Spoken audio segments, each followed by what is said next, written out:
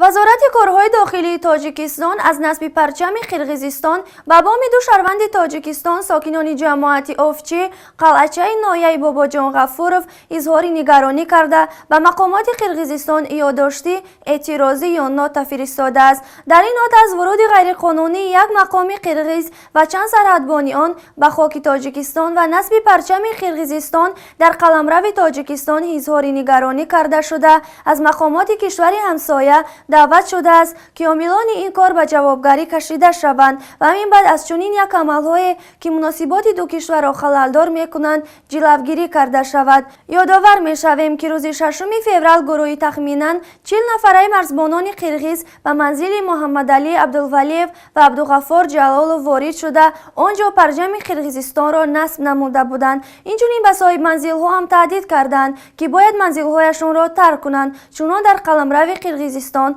قرار دارد. از پای نظامیان قرقیز خبرنگار رادیوی آزادی معصومی محمد رجب را با اتهام عبور مرز قرقیزستان از خاک تاجیکستان دستگیر کرده برده طول 8 ساعت حبس و مورد بازپرسی قرار دادند. حادثه خودسری سرحدبانان قرقیز یگانه نبوده، قبلا هم آنجا در جماعت‌های واروخ و چارکوی ناحیه اسفره به چنین کارهای دست زده بودند. تنش‌ها میان ساکنان این ناحیه و سرحدبانان قرقیز سبب مرگ چند نفر تاجیک هم شده است.